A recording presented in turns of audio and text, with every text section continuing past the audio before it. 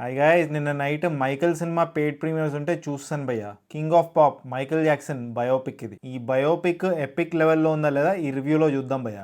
Disclaimer ఏంటంటే భయ్య, నేను మైకల్ జాక్సన్ కి సంబంధించి ఒక్క డాక్యుమెంటరీ కూడా చూడలేదు. ఇప్పటిదాకా ఒక 3 డాక్యుమెంటరీలు వచ్చాయంట, but this is the first feature film about Michael Jackson. So ఆ ఎక్స్పీరియన్స్ తోనే ఈ రివ్యూ ఇస్తున్నాను.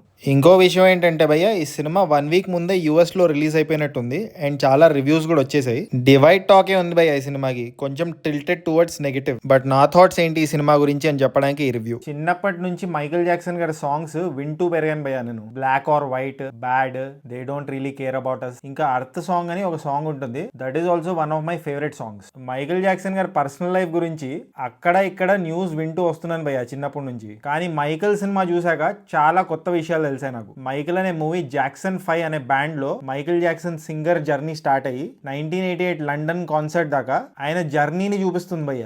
మైకల్ జాక్సన్ కి వాళ్ళ ఫాదర్ తో రిలేషన్షిప్ ఎలా ఉండేది, ఆయనకి ఆయన బాడీ గార్డ్ తో బాండింగ్ ఎలా ఉండేది, అండ్ యానిమల్స్ తో కనెక్షన్, అండ్ మైకల్ జాక్సన్ ఎంత సెన్సిటివ్ హ్యూమన్ బీయింగ్ ఈ సినిమాలో క్లియర్ గా చూపించారు భయ్య. చాలా హైఫండా సీన్స్ ఉన్నాయి భయ్య ఈ సినిమాలో. ఎంటీవీ ఛానల్ లో ఆయన పాట ప్లే అవ్వాలని చెప్తాడు భయ్య. ఆ సీన్ హైలైట్ ఉంది. మైకల్ జాక్సన్ కి ఫైర్ యాక్సిడెంట్ అవుతుంది భయ్య. ఆ సీన్ ని చాలా బాగా కన్సీవ్ చేశారు. చాలా హార్ట్ టచింగ్ అండ్ ఎమోషనల్ అనిపించింది నాకు. ఇలా చాలా సీన్స్ ఉన్నాయి భయ్య ఈ సినిమాలో. జాఫర్ జాక్సన్ ఎవరైతే మైకల్ జాక్సన్ గారి క్యారెక్టర్ ప్లే చేశారో ఈ సినిమాలో, మైకల్ క్యారెక్టర్ పర్ఫార్మెన్స్ అద్రగొట్టేశాడు భయ్య.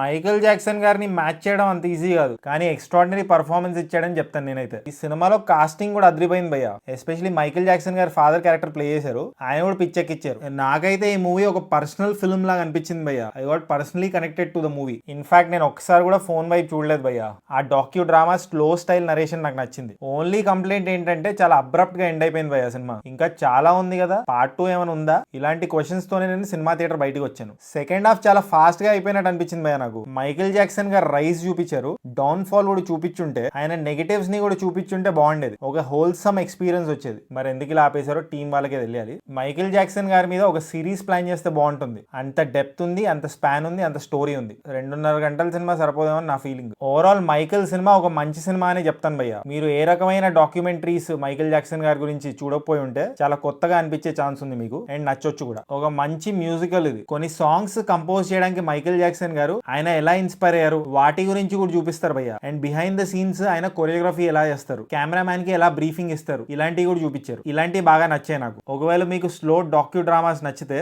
Go and watch Michael movie. So finally ఇంత చెప్పాక ఈ సినిమాకి నేను ఇచ్చే రేటింగ్ 3.01 టమాటోస్ భయ్య. ఒకవేళ మీరు ఈ సినిమా చూస్తుంటే మీరేం టమాటోస్ ఇస్తారో కామెంట్ చేయండి. అండ్ జస్ట్ ఇన్ కేస్ ఇంకా సబ్స్క్రైబ్ చేసుకోకపోతే సబ్స్క్రైబ్ చేసుకోవచ్చు కదా. పుచ్చుక్ పుచ్చుక్.